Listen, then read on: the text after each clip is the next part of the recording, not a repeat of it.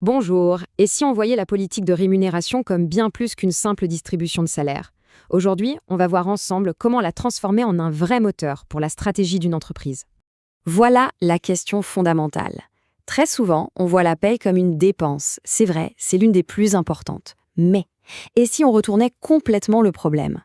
Et si la rémunération était en réalité le meilleur investissement pour attirer, motiver et surtout garder les talents qui feront le succès? C'est exactement ce qu'on va creuser. L'idée, c'est de comprendre, étape par étape, comment on peut faire d'une simple politique de paix un véritable levier de performance. Allez, on commence. Première chose à faire, bien comprendre pourquoi la rémunération est si stratégique. La réponse est assez simple au fond. Ça ne parle pas que de chiffres sur un tableur, ça touche au cœur de l'avantage concurrentiel d'une boîte, ses équipes. Cette citation, elle dit quelque chose d'essentiel. Dans un monde où tout peut se copier, les produits, les stratégies, la seule chose qui reste vraiment unique, ce sont les gens, les équipes et leur engagement. Et la rémunération, eh bien, c'est un des outils clés pour cultiver ça. Mais attention, pour que cet outil soit efficace, il doit être parfaitement aligné avec la stratégie globale. Sinon, ça peut même devenir contre-productif. Pour bien comprendre, rien de tel qu'un cas concret. Avant d'aller plus loin, juste pour être sûr qu'on parle de la même chose, l'alignement stratégique, c'est quoi? C'est tout simple. C'est faire en sorte que chaque euro dépensé en salaire agisse comme un carburant qui pousse exactement les bons comportements, ceux dont l'entreprise a besoin pour atteindre ses objectifs. Prenons le cas de Sopi, une boîte dans l'agroalimentaire. Leur stratégie, c'était la différenciation, l'innovation. Ils voulaient donc des équipes créatives, qui prennent des risques, qui collaborent.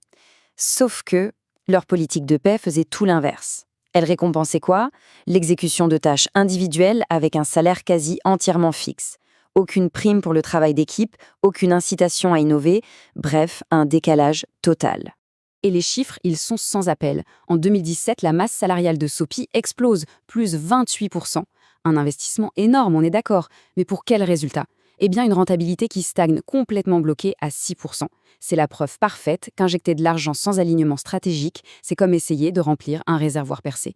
L'entreprise payait plus, oui, mais elle ne récompensait pas du tout la bonne performance. Bon, alors comment on fait pour construire une politique qui, elle, est bien alignée? C'est un peu comme un bâtiment, il faut d'abord connaître les matériaux de base. On va déconstruire ensemble les briques qui composent une rémunération globale aujourd'hui. Cette pyramide, elle est super intéressante. Elle montre bien ce qu'on appelle la rétribution globale. Tout en bas, il y a le direct, le salaire, les primes. Mais au-dessus, on a plein d'autres couches d'avantages, des avantages légaux, d'autres plus sélectifs, qui forment le package complet. Une politique vraiment stratégique, elle doit jouer sur tous ces niveaux. Et bien sûr, avant même de commencer à parler de stratégie, il y a des fondations. Des fondations obligatoires, le cadre légal. Toute politique de rémunération doit absolument être construite sur ce socle. En France, il y a 3 piliers qu'on ne peut pas contourner. D'abord, le respect du SMIC. Logique. Ensuite, il faut appliquer les salaires minimums de la convention collective de son secteur. Et enfin, pour les entreprises concernées, il y a l'obligation de négocier chaque année sur les salaires. C'est vraiment le point de départ non négociable. Ok, maintenant que les bases sont posées, passons à la pratique. Pour savoir où on veut aller, il faut d'abord savoir d'où on part. Faisons un petit auto-audit rapide avec quelques questions clés. Tout, absolument tout, commence ici. C'est la question fondamentale. Si la direction d'une entreprise n'est pas claire, est-ce qu'on vise une croissance rapide, une stabilisation, la conquête de nouveaux marchés? Alors c'est tout simplement impossible de construire une politique de rémunération qui tienne la route pour la soutenir. Ensuite, il faut jeter un œil à l'extérieur. L'entreprise est-elle compétitive sur son marché? Parce que si les concurrents offrent de bien meilleures conditions pour les mêmes profils, c'est comme partir avec un handicap pour attirer et garder les talents. Ah, cette question, c'est un vrai signal d'alarme. Un turnover élevé, surtout sur des postes clés, c'est très souvent le symptôme d'une rémunération qui n'est pas adaptée. C'est une fuite silencieuse de talents et de compétences qui coûte une fortune. Et enfin, un regard en interne.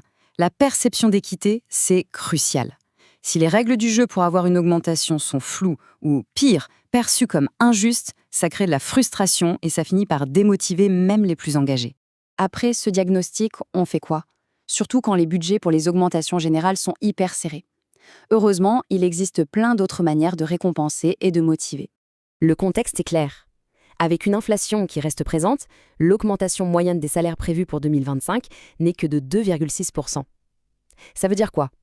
Que la plupart des entreprises ne peuvent plus se contenter de jouer uniquement sur le salaire.